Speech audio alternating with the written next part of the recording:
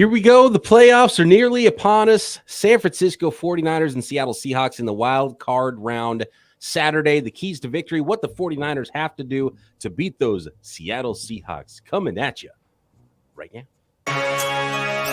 You are Locked On 49ers, your daily San Francisco 49ers podcast, part of the Locked On Podcast Network, your team every day.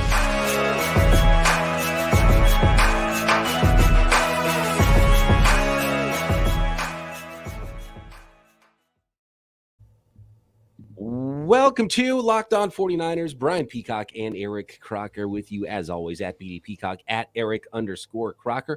Thanks for making us your first listen here on the Locked On Podcast Network, your team every day. Today's episode brought to you by BetOnline. BetOnline has you covered this season with more props, odds, and lines than ever before. BetOnline, where the game starts. I want to start with the injury report, Croc, because this is the cleanest injury report I think the 49ers have had all year going into the playoffs. There's teams that don't have their quarterbacks. Now, look, the 49ers lost a quarterback, and luckily their third-string quarterback turned out to be pretty darn good in Brock Purdy compared to maybe Baltimore or Miami's third-string quarterbacks that might be starting games for him this weekend. It might give the 49ers a really good shot, even a better shot to win because of how well he's playing, and those teams have no shots. So, props to the 49ers for developing themselves a third-string quarterback like Brock Purdy, who is playing out of his mind right now for the 49ers. Is pretty unbelievable. But looking at the rest of this injury report, two guys are out. Jimmy G, which we already knew, and Ambry Thomas with his ankle. That's it. Everyone else, Aaron Banks, Demetrius Flanagan-Foles, and especially Dre Greenlaw was a big one. Banks and Greenlaw, two starters that have been banged up. They are fully cleared to play. Everybody else who was had any illnesses, any limited practices or whatever all week look like they're good to go for the 49ers. So it's about as good an injury report, I think, as the 49ers could have hoped for this week going into the playoffs. Healthy, hot streak, and it kind of, get 2019 vibes when the 49ers enter the playoffs and they started getting guys back, got guys back like Quan Alexander, and it was just kind of this hype about the team, man, and I'm starting to feel that a little bit. Nice little bounce to this squad.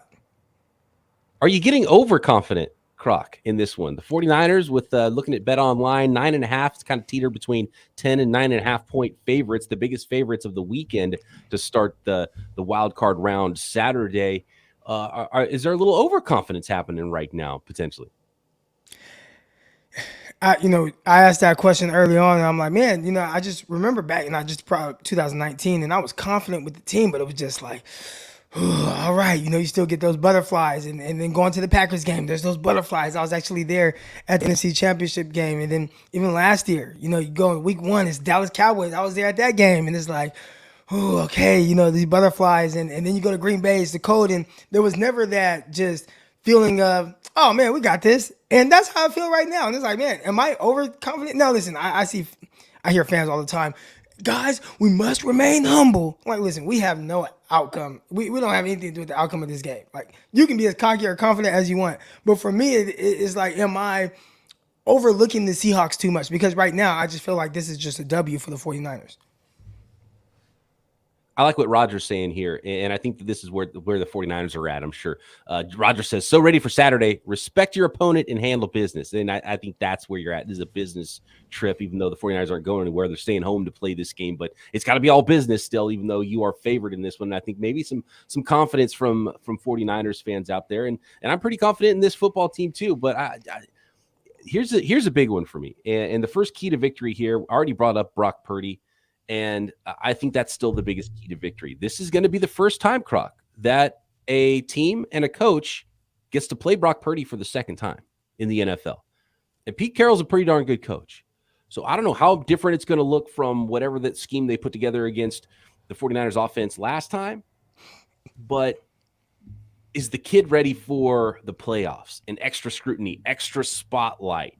Are we going to start to see those rookie moments? Because there's just like even – whoever, Josh Allen making some funky throws in the red zone. We saw Aaron Rodgers throw some bad interceptions in the red zone this year. Even great quarterbacks can make some mistakes. We haven't seen a lot of rookie mistakes from Brock Purdy, and you hope it doesn't rear its ugly head now, but That's the number one key to victory for me, and seeing if it makes a difference when a team starts to have a book on him. And this is the first time Brock Purdy's going to see a team for the second time in his NFL career. I will say this, and I think we just kind of gloss over that game that was in Seattle, and that was big time, right? It was Brock Purdy on the road, Seattle. They've been this big time rivalry, and that game, the Seahawks scored a touchdown kind of late to make the score look a little different, but the 49ers didn't really, at least on the offensive side of the ball, really dominate the game, I think, as we think. And there was like a dropped interception by Diggs that just, I mean, it hit him right here, right? I don't think Brock Purdy ever saw him, didn't get a read on him or anything, hit him right in the chest. The 49ers kind of won that game on a couple of plays. And I'd say in these other games, it's like, man, you just see the 49ers hammering them and it's just unstoppable down the stretch and the defense is ball, whatever. But in this game, it was, you had a blown coverage when they just, I don't know, nobody just guarded George Kittle down the field. You also had the little double fake screen, and then an interception or a fumble. There was a fumble recovered and ran back to like the 4-yard line that set up a score. Outside of that, it wasn't like as impressive as the other games. So if I'm the Seahawks, I look back at that game and I say, look, and I see Lake City Fresh, he says Demo did have a pick call back. So there was that as well. But from an offensive standpoint, because we're talking about Brock Purdy right now, if I'm the Seahawks, I'm saying, look, if we don't bust this coverage and we don't drop this interception, like, we win this game. Like, if I'm Pete Carroll, that's what I'm saying. So whatever they did that game, outside of those busted coverages, I think they probably did a good job against Purdy, which, again, our expectations at that time were much different of them. Right. And good point brought up in the chat, which I kind of forgot about. Because remember, that was on the road. You're trying to go win the division, short week, Thursday, and Brock Purdy was kind of banged up in that game. So, yeah, in a lot of ways, that was a more difficult test than this one is going to be. Right. So, but if I'm them and I'm trying to look at it from the Seahawks perspective, I'm looking at those plays and like, look, if we don't drop this pick, we don't bust this coverage, like, we win this game. Like, that's what I would say to them. Here's another key, Croc, and Hank asked the question: is it supposed to rain heavy in San Fran on Saturday? It is supposed to rain heavy in San Francisco. It's supposed to rain heavy in the North Bay and the East Bay, and all along the California coast, and in Santa Clara as well, where Levi's Stadium is. It is supposed to rain heavy and sideways, and I've seen anywhere from 1 inch to 8 inches potentially falling. Like, it's going to be another big one. So that might change things as well. That might make this thing a little different, a little ugly. And for the 49ers, I think you want the cleanest game possible because you're a better football team. You should be able to go in there and beat the Seahawks. You don't want weirdness like weather potentially causing some kind of funky business like we saw in week 1 with the 49ers losing. And all of a sudden, maybe you bust a coverage and there's, a turnover here or there, or somebody fumbles because it's wet and sloppy and it's an ugly game and it's close. And then all of a sudden the fourth quarter, it really starts coming down and the game essentially is ended early because you can't come back on that. So that worries me a little bit. I would say the weather in a lot of cases could be that weird factor, that leveling factor that keeps the 49ers from showing how much better they are than the Seahawks. And I do think they are a better football team top to bottom. That was week 1, right? Against Chicago Bears. Remember, 49ers jumped out to a 10-0 lead, yep. But there was some weird stuff that happened. Deebo Samuel fumbled inside the 5-yard line. And then a couple busted plays by the defense. And all of a sudden you find yourself behind, and then it starts storming so bad that it's like, damn, how can we play in this? And you lose a game that you should have easily won. And you don't, it's the elements that kind of is the equalizer, because I think if it was good conditions in that game, it's not close in that Bears game week 1. So I think that's a good point to kind of bring that up, that this weather can change things and just make it more like, all right, yeah, you're the better team, but on this game, on this day, some weird things can happen to where it's a little more even. Oliver says half an inch of rain max and mostly in the AM, no worries. I don't know if Oliver is a weatherman, but he's wearing a suit in his photo there. So I trust what he's got to say there. John, I saw somebody say 8 inches. Now listen, I don't know. Yeah, I don't even know what the hell 8 inches, the inches of rain and snow. I don't even know what that stuff is, but yeah, I know that California gets a lot less than Arkansas. There was a really ominous one I saw earlier today on Twitter that was talking about 8 inches and some really gnarly winter. We've had some really bad storms, and it said it was as bad or worse than some of those that we've seen coming in. So we'll see what it actually looks like, talking about, sideways rain. some wind, which in a lot of ways, wind will affect the football game more so than it being wet and rain in a lot of ways. And we've seen the turf look pretty well, even though there's been a lot of rain in the Bay Area over the course of the last couple of weeks. So it hasn't affected the turf. We'll see what it looks like there, whether it's a half inch or 8 inches of rain. I don't know, but the 49ers are going to have to handle some business. More keys to victory coming up. I want to get into the chat. Let us know, what do you guys think is the key to victory? Any secret superstars in this game that you'll be looking out for that could tip the game in or away from the 49ers' favor in the wild card playoff rounds against those rival Seattle Seahawks. Niners Seahawks part 3. More on this one coming up next. Today's episode is presented in part by LinkedIn. As a small business owner or hiring manager, you know that success in 2023 all depends on the team members you surround yourself with. That's why you have to check out LinkedIn Jobs. LinkedIn Jobs, you can hire qualified candidates more efficiently by matching open roles with people who have the skills, values, and experiences to help you achieve your goals. And why not go to the place where there's 800 million members at LinkedIn to find the right resumes, the right people, the right folks, get your job posting in front of the right eyeballs and the most qualified candidates, and then utilize those things that are set in place there on LinkedIn Jobs to help you whittle down the skills and experience and all the folks you are trying to find. They will filter it all for you to find the best candidates, and fast, and of course for free. LinkedIn Jobs helps you find the qualified candidates you want to talk to faster. Post your job for free at linkedin.com/LockedOnNFL. That's linkedin.com/LockedOnNFL to post your job for free. Terms and conditions apply. Built Bar still doing amazing things. By the way, Built Bar you can start to find on some store shelves as well, not just available at built.com, although you still can go to built.com to get yourself a box of Built Bars. If you're looking for that delicious treat but don't want all the fat and calories, then you got to try Built Bar. And of course, get through the holidays and into the new year and everyone's trying to eat better. With Built, healthy is actually tasty, so deliciously tasty. And most bars are covered in 100% real chocolate, so you feel like you're getting a treat. So here's what you do. You go to whatever candy stash you've got, those bags of chips that you got hidden away, whether it's at your desk at work or in the glove box of your car. This is where you reach for a snack, maybe when you're on your way to work or on your way home and you can't wait for dinner, or in your pantry, wherever it is. Get rid of those snacks that are terrible for you and throw in a box of Built Bars. Most Built Bars have only 130 calories and 4 grams of sugar with a whopping 17 grams of protein, and flavors like churro, peanut butter brownie, and coconut almond. And now you can find them on your local Walmart or Sam's Club shelves, as well as some other places as well. Pick up a 4-box of cookies and cream, double chocolate, or coconut puffs in the pharmacy section at your local Walmart, or of course you can find them at built.com. All right, Croc.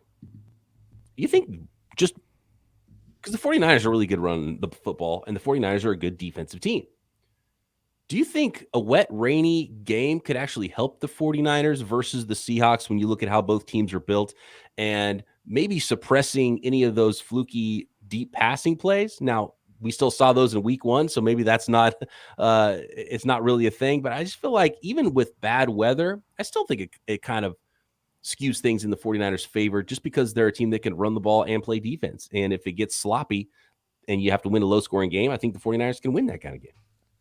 I think the biggest thing isn't even so much about like the style of play for either team. It's about who's going to make the least mistakes. Like, again, we referenced week 1 and what that game was like and what the weather was like. And if Debo doesn't fumble inside the 5, it might look a little different, right? Like, just things like that are more so like self-inflicted wounds, where it's like, hey, we potentially can control this, but the weather might make this moment a little weird or a little different. So I think it's kind of limiting those things more so than just the style of play, because I think both teams want to run the ball. Like, Kenneth Walker's back there at running back. He's ran for like over 100 yards the last 3 times he's been back there toting the rock. So they want to give him the ball early and often. 49ers, they want to run the ball and do things off of that. Seattle, they want to set up some big shots downfield at Tyler Lockett and DK Metcalf. So as far as style of play, I think they want to play kind of similar, but it's those little mistakes. And again, I talked about the Seahawks game earlier. Same thing. what did I say? Kind of changed the dynamics of the game. It made it look what I think worse than what it really was. It was a fumble by, I think, Homer or whoever the running back was for Seattle Seahawks, and the 49ers picked up and ran it back inside the 5. Like, that was a huge play that made that game much more out of hand than what it really was. Lauren in the chat says, whoever has more success running the ball, the stats point heavily in favor of the Niners on that. Speaking of Kenny Walker, yesterday with the crossover episode with Corbin Smith of Locked On Seahawks, I mentioned kind of jokingly, and he scoffed at it, and I knew he would, but I said Brock Purdy should be ahead of Kenneth Walker in the Rookie of the Year voting. What do you think? Kenneth Walker, Rookie of the Year, Brock Purdy, Rookie of the Year, a couple of good candidates. Are you going to one of the receivers? I think it's extremely difficult what Brock Purdy has done to come into the situation with the expectations that the 49ers have, and then only heighten those expectations to where it's like, they really won a Super Bowl with this kid. And I think for that, you'd have to lean towards him, but he didn't play all year. And Kenneth Walker, I mean, he missed some time as well. So if there is a time where a guy can win the Offensive Rookie of the Year award while only playing 6 or 7 games or whatever it is, this might be the year. Because outside that, like, who is the guy? Like, who is this is the Offensive Rookie of the Year. Breece Hall was primed for it, but he tore his ACL. Good early in the season. It goes to a quarterback. If there's ever a good quarterback, Brock Purdy only played 6 games. The first round quarterback, Brock Purdy, had twice as many touchdown passes in half as many games as Kenny Pickett did. And I mean, what Brock Purdy did, it's just the amount of games. I think some people, I think not enough voters will even consider Brock Purdy because he didn't play enough games. But I think if you consider Brock Purdy and then you look at him being in the 6 games he played, undefeated, led the league, we're talking the league, everybody, not just rookies, in touchdown passes during that time, in passer rating during that time, a number of other categories. He was that good. So if he did that for a whole year, I mean, we're talking about a shoe-in runaway Rookie of the Year. But did he do it because you've got a couple of 1,000-yard receivers, the Ohio State wide receivers, which is probably, I think, where the award's going to go, either to Garrett Wilson or Chris Olave, and then you have a 1,000-yard runner in Kenneth Walker as well. So I would imagine one of those 3 guys is going to get it, but Brock Purdy deserves to be in the conversation. I just don't think he played enough games to get enough consideration because some voters just won't even consider him and vote for him at all. Right, which I wouldn't either. If I was a voter, I would not consider him because he didn't play half the year. He didn't play half the year. I think someone pulled that stat up before. Like, what's the least amount of games someone has played and still won Rookie of the Year? And it was like 12 starts or something like that for the quarterback or something like that. So, I mean, he's kind of way off that number. By the way, a rookie quarterback, a rookie 7th-round quarterback hasn't won a playoff game since, guess the year, Croc. 1983. Yeah, the right century, 1978. You're close. You're within 5 years of that one. Matt Castle's played a couple of playoff games and did not win those. Let me see if I can find the exact stat here. I thought I saved it somewhere. Real quick, while you're looking for that, that's why this is so unique. There are a lot of people that are like, "Oh, I knew Brock Purdy would be a baller. I knew this," and it's like that. It really never happens. So there's people kind of like taking like these victory laps on saying, "Well, I knew Brock Purdy would he'd be this." And it's like, we've never seen this. Like, no, you get your head examined if you thought this, because that's crazy. Brock Purdy's own family didn't believe this would be happening, right? If you said it, and there are people that, "Oh, Brock Purdy, I really like him." That's they do the same thing about a lot of other players as well. You couldn't foresee. It's not realistic for a 7th-round pick to do the things and have these type of expectations and be able to execute the way that he has. Like, you don't ever see that ever. It's one thing to say, "Oh, I like this kid. Maybe he should stick instead of Nate Sudfeld." That's one thing. Be like, "Yeah, I like this. I like this Brock Purdy kid." But it's something else to be like, "Oh, this guy's going to be, awesome and start games as a rookie and be really good." Like, you got to have your head examined to even expect that, because it just doesn't happen. And I was wrong. I said rookie 7th-round quarterbacks. No, it's just straight up 7th-round quarterbacks. Since the merger, only 3 7th-round quarterbacks have started a total of 8 playoff games, and the last one to win, the last 7th round quarterback to win a playoff game was in 1978. And the last one to play in a playoff game was Matt Castle. And there's been undrafted free agents too, which is a bigger pool of players than 7th rounders. But Matt Castle, an L, in 2011 was the last one. He was a Pro Bowler too. Yeah, and he was a good find, and that was the last 7th rounder I can think of that did big things. Gus Frerotte had 2 in a row in 2000 and 2001, and he lost both of those. So you got to go all the way back to Pat Hayden. He lost his last attempt in 79. 78, December 31st, 1978, Pat Hayden of the Rams defeated the Minnesota Vikings. That's the last time a 7th round quarterback has won a playoff game. The reason why you typically don't see it, there is a talent gap between guys in 7th round and, let's say, 1st round quarterbacks. Like there is a talent, there's an ability and talent gap. So that's typically why you just don't see it. The guys that are drafted later, they're not as talented. And I don't think Brock Purdy is as talented as Trevor Lawrence. But if you play the quarterback position well, which he's showing like, hey, I can work around whatever deficiencies I have. And then you have the weaponry and those things. And it's like, well, maybe you can do what he. I think Brock Purdy's going to make somebody else money. I think Brock Purdy, you look at some of these quarterbacks, and I watch like TCU's quarterback and Georgia's quarterback in the national championship game. And you look at Stetson Bennett. And it's like, Stetson Bennett is not. It's not 1st round quarterback, 2nd round quarterback. But then you look at him, and it's like, well, you see what Brock Purdy's doing, and it's like Stetson might have been a 7th round or a 6th round pick, and now he might be drafted a little bit higher just because somebody might say, well, I mean, look what Purdy's doing. By the way, Stetson Bennett, 25 years old. He's almost 3 years older than Trey Lance, 2 years older than Brock Purdy. Yes, wow. And he's not even a rookie until next year. Crazy stuff there. I want to talk a little bit about Adam Peters turning down some GM opportunities next, and we'll get into the chat for a few more keys to victory for this one. Get hyped. It's playoff time for the San Francisco 49ers Wildcard weekend Saturday. And, of course, you can bet on all of that action Saturday and Sunday and Monday for the Wildcard playoffs at betonline.net, your number one source for sports betting, information, stats, news, and analysis. Get yourself informed at betonline.net before you make those bets as well. Of course, weekly lines throughout the playoffs into the big game. Draft props are popping up there at BetOnline. Super Bowl props. You can find tons of what team Coach X is going to coach for, which coach is going to be the coach for Team X.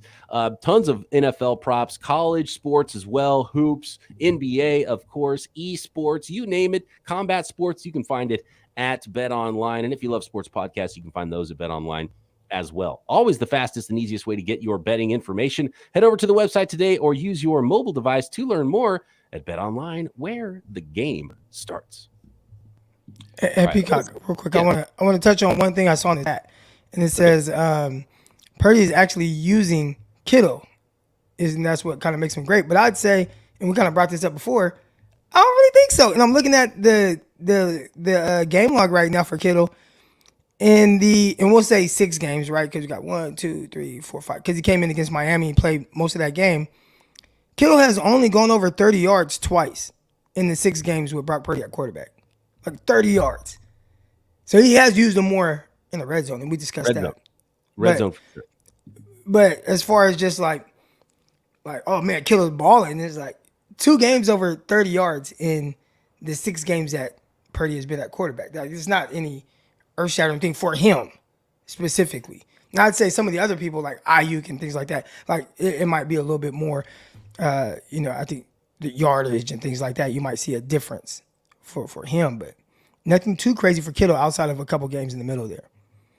Are you surprised 49ers assistant GM Adam Peters turned down opportunities to interview for the GM job with the Arizona Cardinals and the Tennessee Titans? The Titans one kind of surprised me. But if I'm a GM, if it were a potential GM, I want to go to a situation where like I can really kind of shape this into like what I want it to be. So like if Trent Baalke was fired last year, and you get to go into that Jaguars situation with that quarterback there. It's like, okay, I take that and I can build around him. You get to hire your own coach. That's a good situation. Right. If you go to Tennessee, Arizona, no way. Able to. No way I go to Arizona. Yeah. No way. Nobody likes Kyler Murray.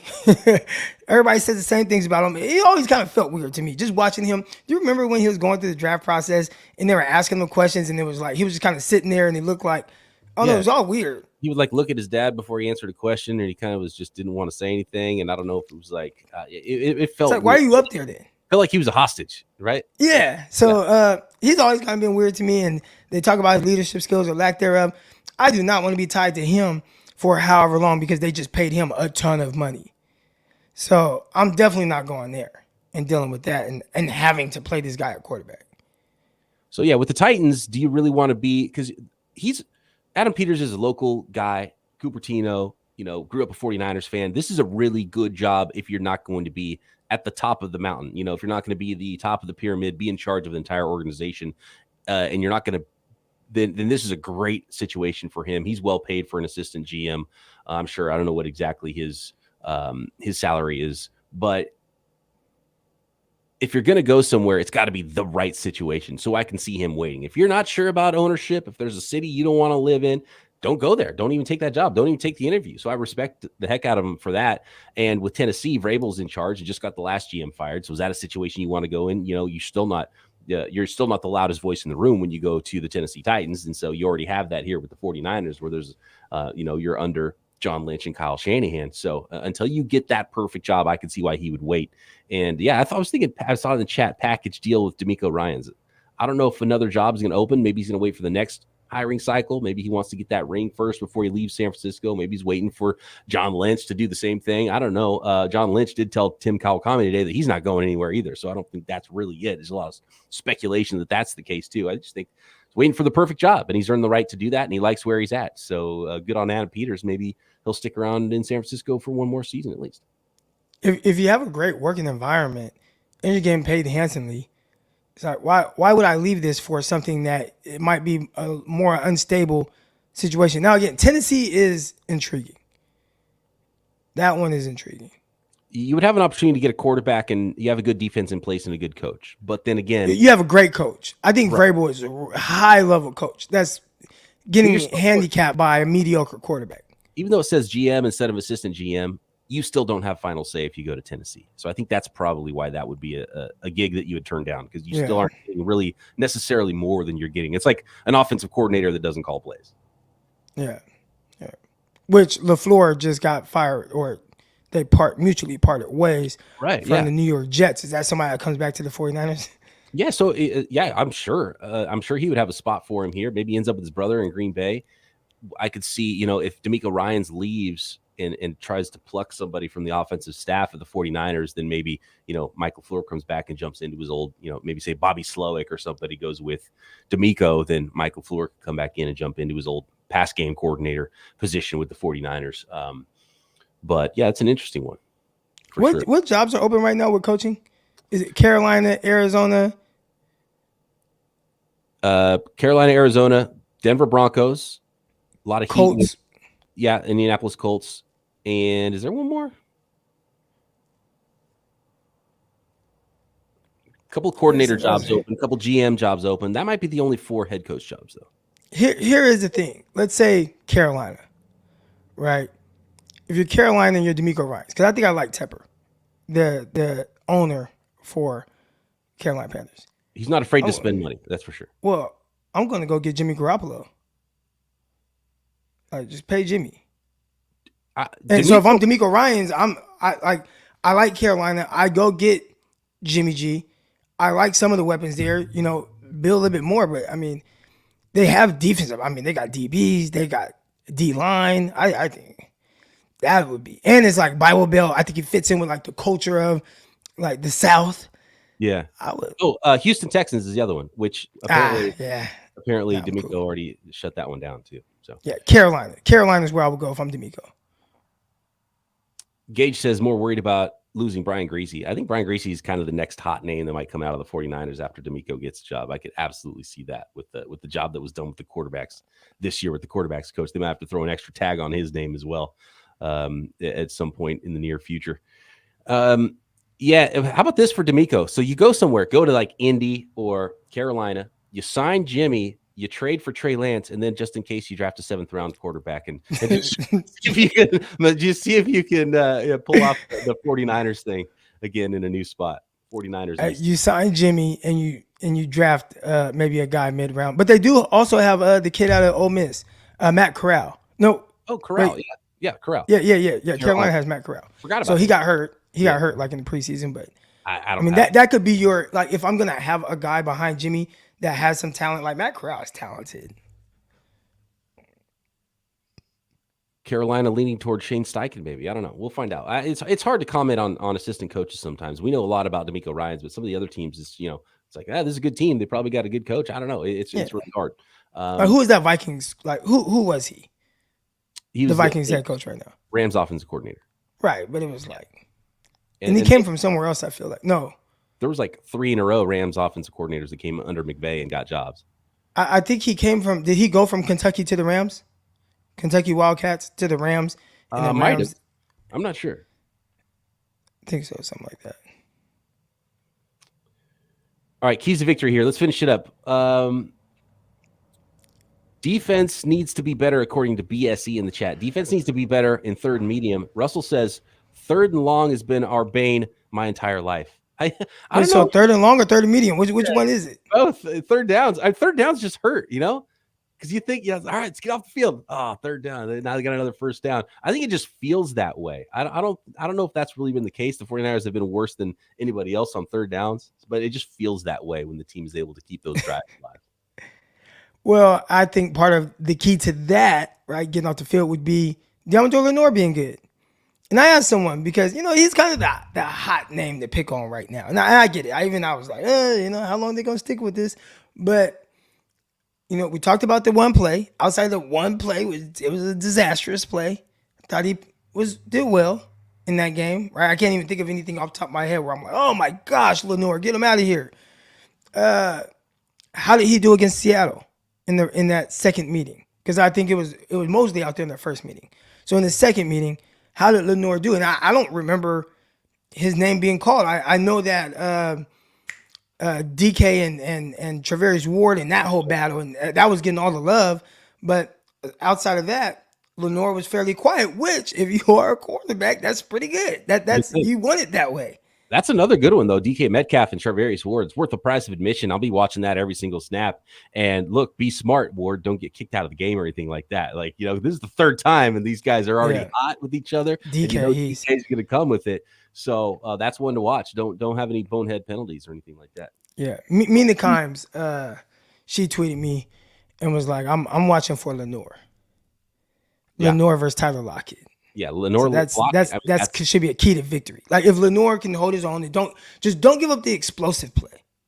And don't let because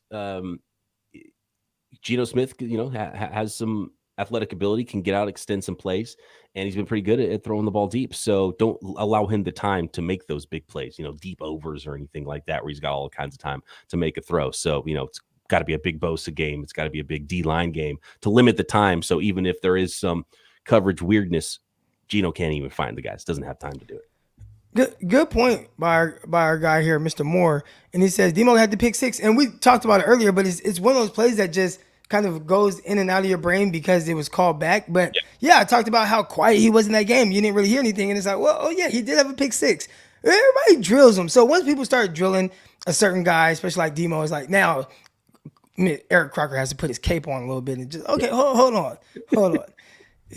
Let's see. Rough and call. I hated that rough and call in Bosa too, especially when it takes away a big play. Bosa's had a few of those this year. Yeah.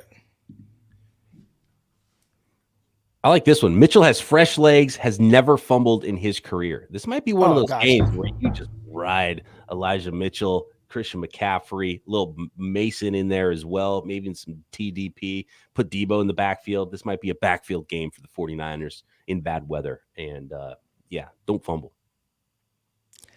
Yeah, definitely hold on to the ball. And that was kind of a big thing. We talked about some of the games that got away from the 49ers, Atlanta Falcons, Jeff Wilson putting the ball on the ground, return for a touchdown. And, you do things like that. It can start to get a little weird.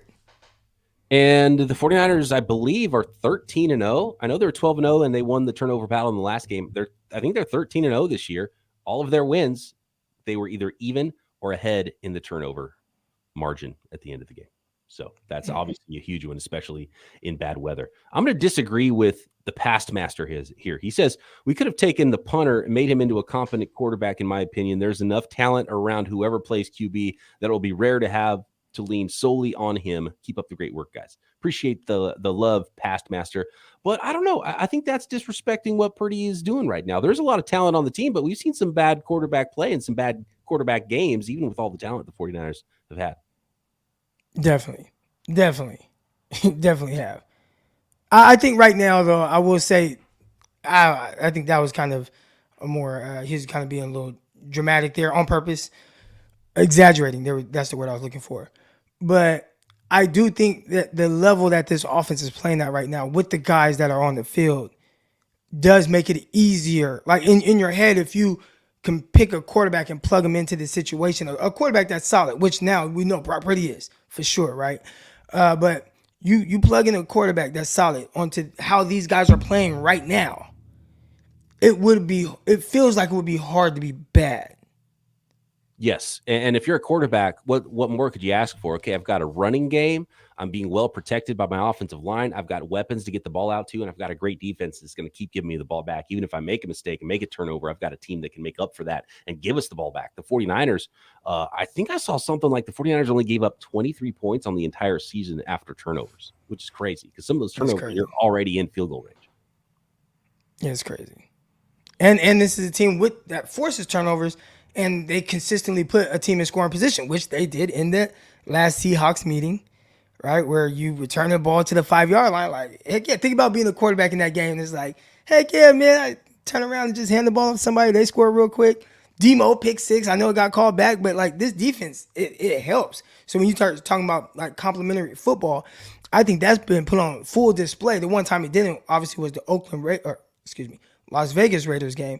And I think that was kind of one of those games we wanted to see from Purdy. And I think he answered the call in that game where it's like, hey, even when we're not getting the stops and some of those things, like, hey, man, I can still really contribute to this game, this win, and not be the weak link at all. I do feel like there's an opportunity for this game to be a lot closer than people want to think. I want to get your prediction here to end this, Croc. I had the Niners by 6 yesterday, but I kind of don't like that. I feel like it's on the fence. The 9.5 line at BetOnline, I feel like it's not going to go that way. I feel like it's going to be Niners by 3 touchdowns or Robbie Gould's lining up for a game winner in the fourth quarter. Like, it's going to be a 3-point game or a 3-touchdown game. I don't know if it's going to be that easy where the 49ers just have a nice little lead and that's it.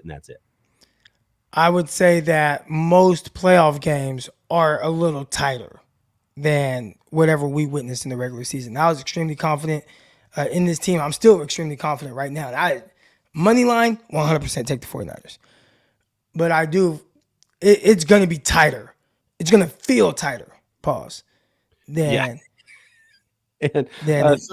those last like wins and that during that 10-game winning streak. Because 10-game winning streak felt like there's steamrolling teams. Somebody in the chat earlier said, watch out for that sneaky Pete and his special teams trickery. So, Pete Carroll. Can the Niners knock off Pete 3 times in 1 year? I think that would be pretty fun for a lot would be amazing fans to watch that happen. And who knows, maybe he just walks off the field and into retirement, and he'll be the third coach that leaves a team after the 49ers beat him down.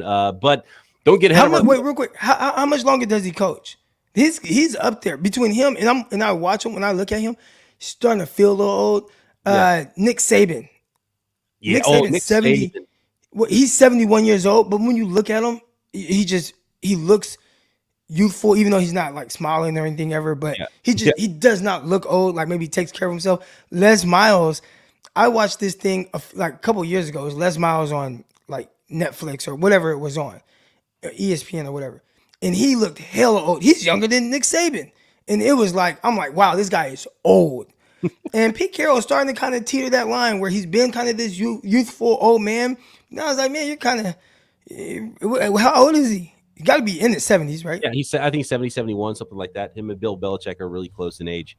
And Pete Pete's still chewing the gum. He still has a lot of energy. I think it maybe even uptick this year with the season that he's had. I think he feels good about himself.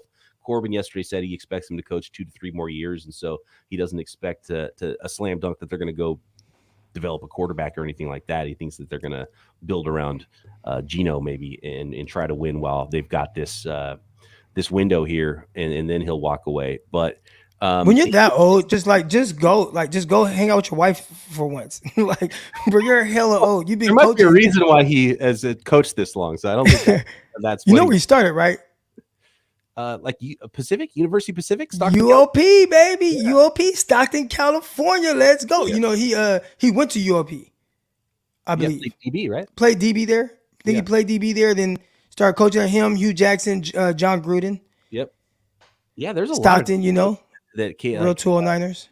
SF State and UOP and Sac State, and it's a hotbed of coaching talent here in California. Yeah, right there in the 209. All right. Going to be fun. I can't wait. Playoff football. Yeah, a little extra butterflies, right? And the Seahawks are definitely the team you don't want to lose to. So 49ers, get your game faces on. Go out there, handle some business. Saturday to kick off the playoffs, Wildcard weekend, 1:30 Pacific time. And, of course, Croc and I will be back later Saturday to break it all down with y'all right here. Locked On 49ers.